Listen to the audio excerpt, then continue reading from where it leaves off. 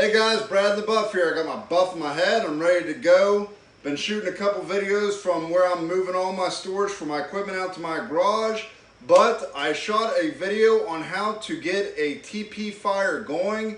It is the fire that I use almost every single time I'm out. There are some exceptions. If I'm doing some cooking, I'm going to do a side-by-side log fire. I'll have to do a different video on that. But I have a video coming up with some voiceover on how I build my fires and the process in case you get on the trail and you do want to start a fire.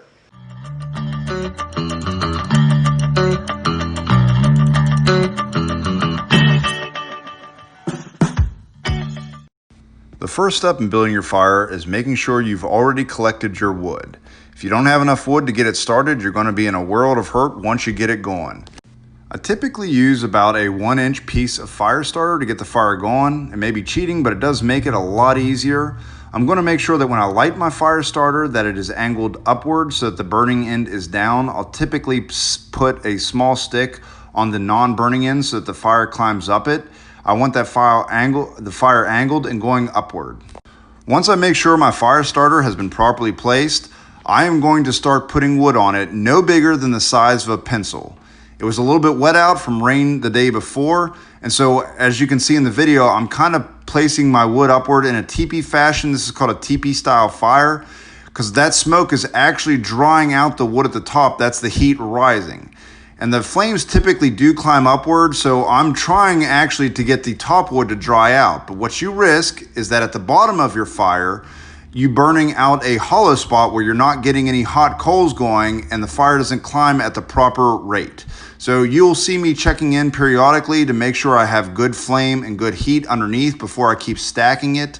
One rookie error is that people put way too much wood on too quick before they have a proper fire burning, and they don't feed the center coals and they burn up and there's nothing to sustain the fire underneath. So I'm just kind of taking my time here, letting the fire build on itself before I add too much wood, letting that heat rise and draw my wood at the top. And I'm just going to keep checking in to make sure my coals are building up at the bottom, and I'm going to feed that. As you can see, I blow here just to add a little bit of oxygen in. This is if my fire is not combusting at a rate that I'm happy with. Just by giving it a little bit more oxygen, you can intensify the heat.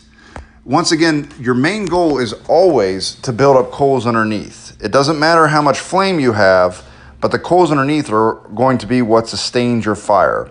When you have a lot of smoke coming out of your fire, as is happening right now in the video, what that is going to tell me is that my fire is not burning super efficiently. It could be because maybe the wood is wet, and so it's not grabbing hold of the rest of the wood as quickly as it could. And so in a case where you have a lot of smoke like this, I'm going to either blow on it or try to get it fed up at a proper rate so that it does burn the byproduct, which is the smoke, which means it's heated enough to burn up more efficiently.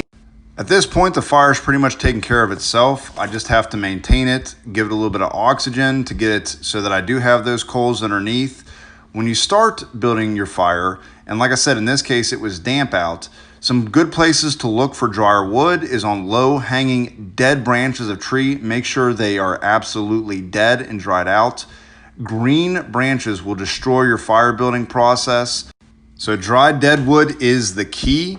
You want to have wood ranging anywhere from the size of small twigs, maybe half the size of a pencil, to pencil-sized branches all the way up to stuff the size of your thumb or branches the size of your thumb to really get your fire going. Once you've got a good set of coals underneath, you can then add logs. I'm recommending kind of building them on the outside of the fire or placing them outside to get them preheated before you put them in.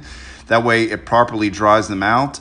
And what I typically do is I will place sticks far enough out where they won't burn, but far enough out that they do get heated and dried out so that later in the evening as I put them on, the fire will just keep building at the rate that I'm comfortable with.